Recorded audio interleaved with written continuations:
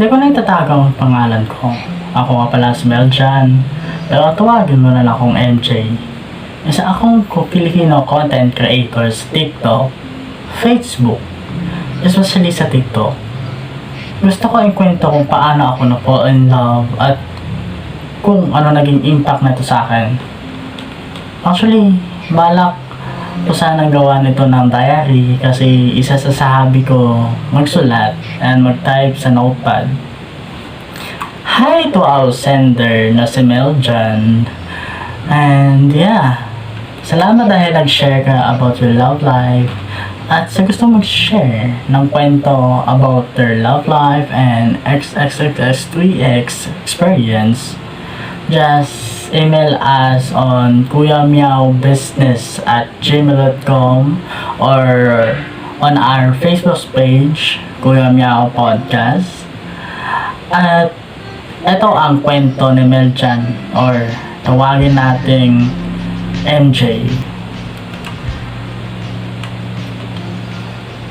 Bilang lalaki, common sa atin magkagusto sa mga babae. Ang worst pa nga dyan, minsan, pag nalaman ng tropa o kaibigan natin, patay ka. Di ka titigilan asarin. When I was kid or young around elementary, every grade level, madalas akong magka-crush sa classmate and schoolmate. Pero di naman seryoso or like mangliligaw ako. At young age, puppy love lang syempre. At hanggang tumungtong na ako sa high school. That time, year 2022. Finally, magiging face-to-face classes na at grade 7 ako. Magsisimula ang school year 2022-2023 as a private school ako nag-aaral. Hindi kami mayaman kasi di rin naman ganun kamahal ang tuition sa school na pinapasokan ko. Kabado ako dahil since nagkaroon ng quarantine na photo connection ko sa mga tao at kaibigan. Talagang nasanay ako sa environment na sa loob lang ng bahay at sobrang isolate. Pati pagbili ng sa labas ng bahay, pahirapan din. At dahil sa quarantine ay nagkaroon ako ng anxiety. Pero nagkaroon ako ng delay sa pagpasok ko nung grade 7 due to family problems. Pero konti-konti nakausad naman. Naging close ko naman mga kaklase ko. Gradually bumabalik na sa yung dating ako. At mayroong babaeng nag-transfer sa school namin. Itago na lang sa pangalang Lori. At first sight, normal lang siya and kinda I see something unique sa kanya and slowly as months pass, medyo naging close niya mga iba akong kaklasmate. Sobrang maingay, makulit, pero hindi naman sobra. Dahil alam niya kung paano mag-act bilang babae, pero dahil siguro comfortable siya. Hindi kami close that time and we felt awkward pag nag-uusap. And yeah, unexpected. Na pakunti ko nakikitaan ko siya ng interest. Like, wow! Para siyang opposite version ko. That type of girl na gusto ko pakasalan palang araw. Straight from the movies, yung scenario. Pero, ayun yung nararamdaman ko. At tinago ko yung feelings ko. I show my kindness in different way. Baka isipin niya may gusto ako sa kanya at ayaw kong umamin or makipag-date noong time na yon. Wala namang special sa akin at wala din akong pera para to mention after few months nagpa-transfer niya. Sumunod na rin yung brother niya na si Robert. Sobrang close kami ng sibling niya dahil parehas kami ng utak sa kalokohan. And finally, that year, natapos na yung school year, medyo malungkot kasi di ko siya makikita this summer. Year 2023, summer that time, madalas ako mag-react sa post niya sa FB, comment, and kinda chinat-chat ko siya. And then, school year 2023-2024, dito sa school year na to, we're still classmates. And nung pumasok ako, nakita ko si Lori. Medyo gumanda siya. And kahit papano, she's how to be a girl. Yung typical na dalaga. Yeah. Mas naging close pa kami na ito. And sobrang saya ko nun. Madalas kami gumawa ng kalokohan dahil parehas din kami ng pag-iisip. Medyo nag-away dahil minsan napipikon siya, pero nagkakakapatid rin. Nakakainis nga lang na siya yung nag-unang nag-approach sa akin, pero ako na naman may kasalanan. I'm not assume, pero siguro medyo napansin niya na gusto ko siya. Pero I think too much. And before matapos yung school year, nagkausap-usap kami ng mga kaklase ko kung saan kami mag-aaral. And she mentioned na lilipat na daw sila ng school. Nag-click sa utak ko na di ko na siya makikita. Nagplano ako kung paano kong sasabihin sa kanya. Dumating na yung recognition, kala ko kakayanin kong sabihin sa kanya, pero hindi yun natuloy. Yun, bigo. Hindi naman ako mimulto that time, and I don't know, kasi sa tingin ko, she knew na gusto ko siya. And the plot twist, yung magulang nila, dyan pa rin sila pinapaaral. And also, me that year is 2024. And that is school year 2024-2025. Dito sa school year na to, mas lalo akong nagkaroon ng intense frustration. I love you. Dito may mga times na parang awkward. Like, sa ibang classmate ng lalaki, she act normal. Pero there is a time na nakagusto siya o yung lalaki nakagusto sa kanya.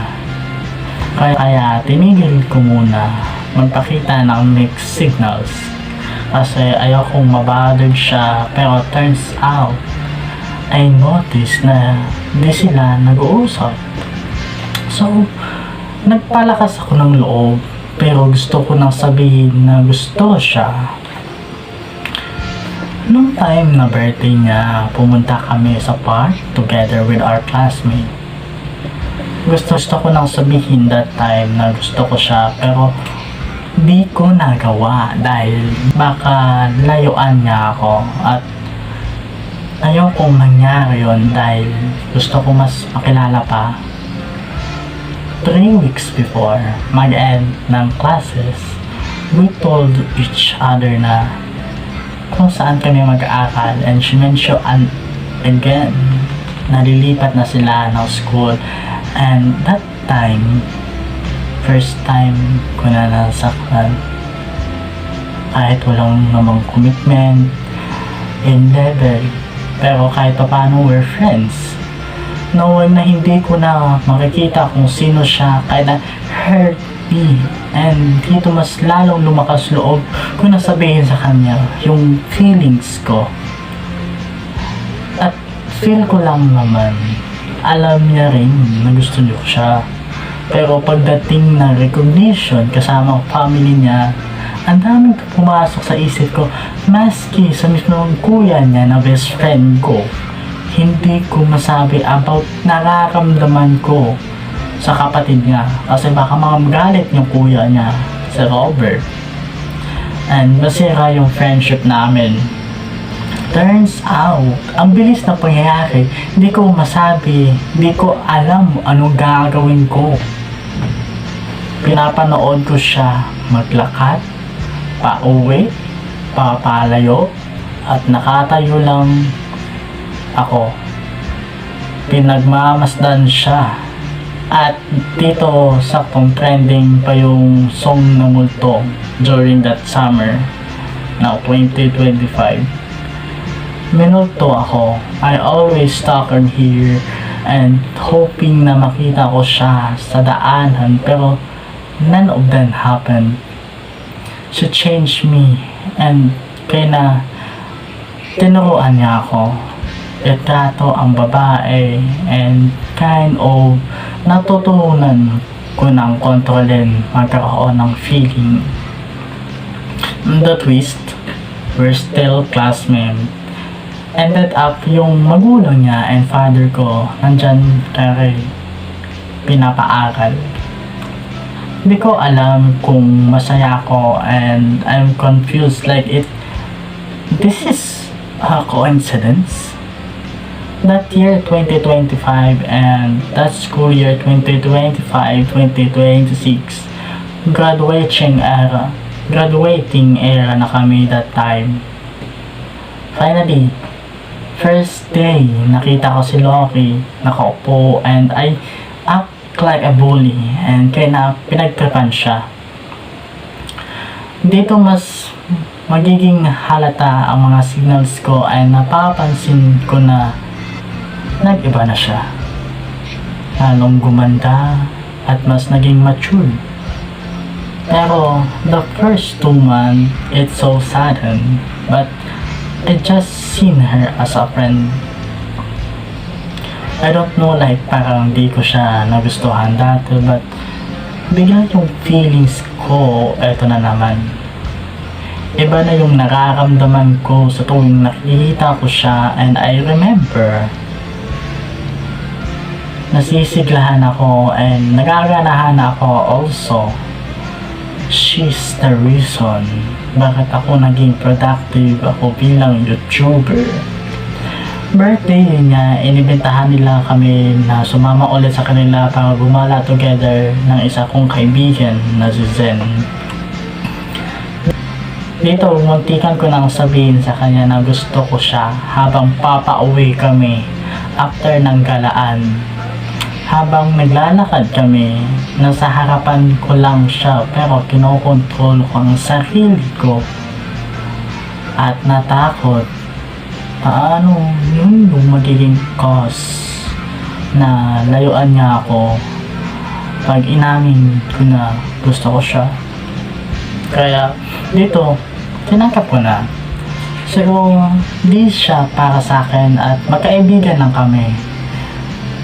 That acceptance, di ako nasaktan, like parang pinalaya ko siya. Finally, winter break 2025 after ng Christmas party, bakasyon na. At habang nag-scroll sa TikTok, napakinggan ko yung song na trending, Kalapastangan. It's my first hearing that song and every lyrics hits me and I realized na ano bang mawawala kung sasabihin ko sa kanya. And that realization, sinampal ako magkabilaan. What if binigyan ako ni Lord na maraming pagkakataon para sabihin sa kanya, feelings ko, just imagine. 4 years ko na siya naging classmate. Dito, nagmatapang ako. Bago mag-graduation, sasabihin ko na. Gumawa ako ng confession letter na sobrang haba. 1 month kong ready. Ang laman nun, yung totoo o kong nararamdaman. Pero wala akong balak ligawan siya dahil ano ba ako? Wala ako sa level niya. Dito, naghanda ako na anong kahihiyan mangyayari. Dahil, alam ko eh. Nararamdaman ko. Ito na yung huling pagkakataon at saka, ito na yung huling pagkakataon. Saka ko na lang ma-realize kung kailan matapos.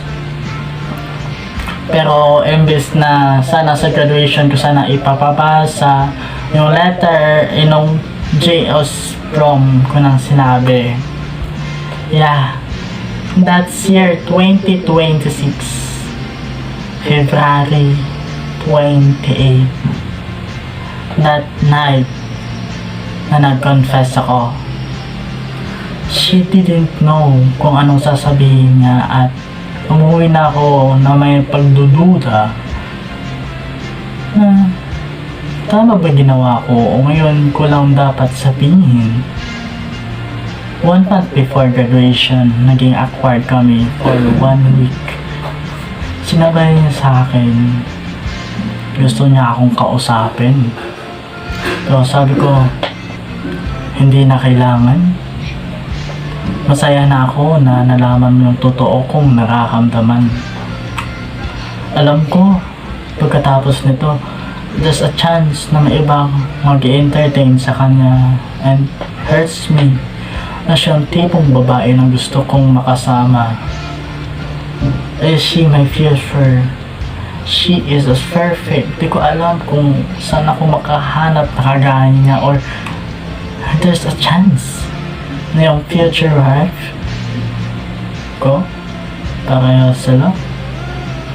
Graduation na 1 month after confession.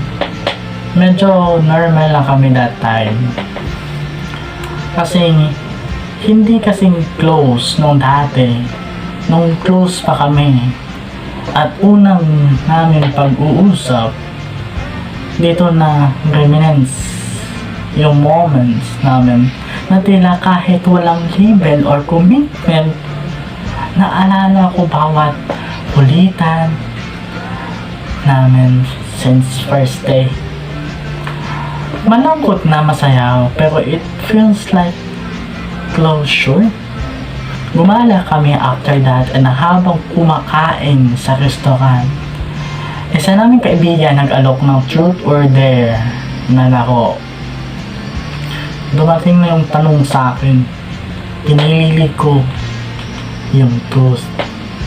And biglang tumayo si Lori at nag-CR and they asked kung may nagugustuhan ako na babae or sabihin natin na they asked kung may nagugustuhan ako na babae. Habang nakatalikod siya, tinuro ko sa kanila. Ganito siya. Habang papalayo siya at papunta sa CR. Siya yung babaeng gusto ko. Turns out, alam pala nila noon pa. Yung truth or dare is just a setup para sa akin. Hindi ko alam ba't nila alam. Even nung kuya niya na hindi pala galit. Naakala ko galit pag sinabi ko na or I confess kay Lori na gusto ko siya.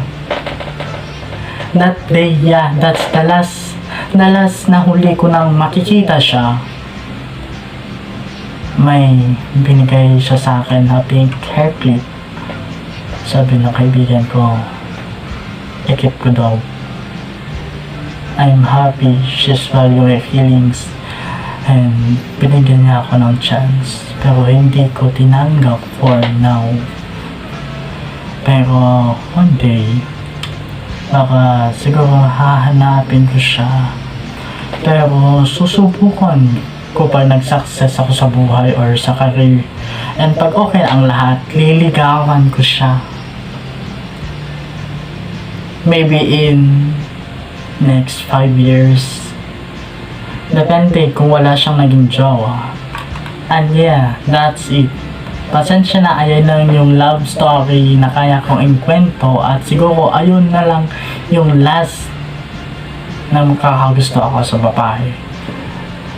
Until we cross thoughts again. MJ. Or tawahin natin Meljan. Ay, sakit nun. Pero, sa pagbasa ko pa lang at random ko na kung ano ang kabigat ng kwento mo, MJ. Kahit I'm just a reader. And I imagine kung ako yun, makakaya ko kaya. Pero, alam mo ba dyan, she loves you. At ang kalapastangan doon, ang oras at panahon na hindi kayo makasama. You mentioned kanina, after a graduation nyo, ay nasa ibang paaralan na siya papasok. And kayo na, susugal ba siya kung sakaling magiging kayo? It's a LDR. Just imagine, LDR kayo at bago pa lang kayo. I mean, Meljan, she know that you have a feeling sa kanya, but magkakalayo na kayo magiging mahirap ang sitwasyon niya kasi mas better na habang nag-e-evolve pala yung pagkakaisang puso nyo ay magkasama kayo at nagkikita kayo, they flowing together, your date, oras mo, nandyan na makasama siya habang nag-aaral kayo, habang gumagawa ko ng futures niyo. Pero, so ngayon hindi pa tamang panahon. Pero eto lang masasabi ko. Kung ano man ang mangyayari in the past or in the future, just keep it. And tanggapin na lang natin, but sino ba nagkakaalam ng future? Kahit ako, hindi ko rin alam yung future ko Kaya, no one knows. At baka sandaling okay na ang lahat. Baka itagpo kayo ulit. O baka sa tagal ng panahon, nawalay, ay meron na pala siyang iba. Dahil yun, predictable ang lahat ng bagay. Yan lang masasabi ko, Meljan. O tawagin natin MJ. Salamat mga kaibigan at natapos natin to ang kwento Love Life ni Meljan na kinapalastangan sila ng oras at ng damdamin na hindi nila aminin or naamin ni Olaki na kind of explanation na kahit gustong i-explain ni Rod, kahit gusto i-explain ni Lori, tinanggihan ni Meljan. And that's all. And you have a question, comment down below. Kung ano maging reaction nyo, comment down below. At kung meron kayong kwento, love life, or XXX, X3X experience, just email us on kuyamiaobusiness@gmail.com or message us on our Facebook page, Kuya Miao Podcast. Salamat mga kaibigan. Naway magiging okay ang lahat na dyan in the future.